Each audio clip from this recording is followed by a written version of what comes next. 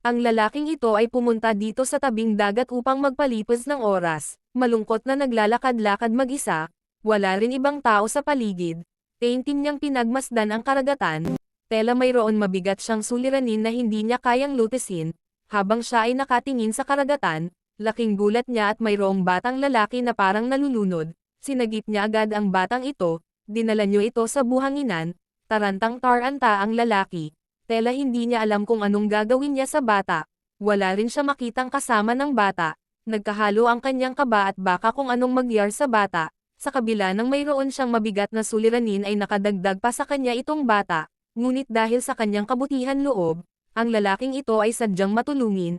Naisip niya na hindi niya ito pwedeng pabayaan, baka mapahamak ang bata. Nagpasya agad ang lalaking ito na isama niya sa kanyang cottage ang bata.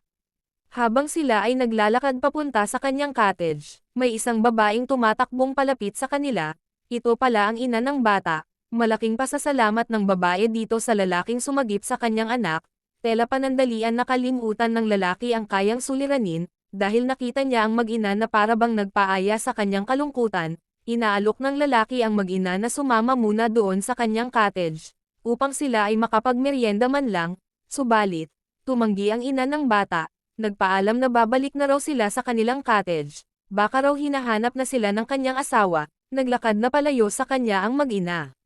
Ang lalaking mabait at matulungin ay tumalikod na rin sa mag-ina, naglalakad pabalik sa kanyang pinanggalingan kung saan niya nakita ang bata, malungkot na naglalakad pabalik, tela bumalik sa kanyang isipan ang kanyang mabigat na suliranin.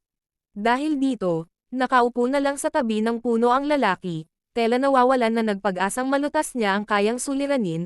Subalit sa kabila ng kanyang kalungkutan, hindi niya akalain na babalikan siya ng mag-ina, kasama ang ama ng bata, na ikwento kasi ng ina ng bata sa kanyang asawa ang nangyayaring pagsadyep ng lalaki sa kanilang anak, napansin rin ng ina ng bata na may mabigat na suliranin ang lalaki, nagpasya agad ang mag-asawa na hanapin nila yung lalaki upang pasasalamatan ito, hindi rin akalain ng lalaki na aalukan siya ng tulong ng ama ng bata. Tinanong agad ng ama ng bata ang lalaki kung ano ang may tutulong niya sa suliranin nito, sumagot ang lalaki, hinahanap raw niya ang kanyang kapatid na may 30 taon na sila hindi nagkikita, hindi na raw niya alam kung saan niya ito matagpuan, tinanong ng ama ng bata kung anong pamilya ito, laking gulat ng ama ng bata dahil siya pala yung kapatid rin niya matagal na niyang hinahanap.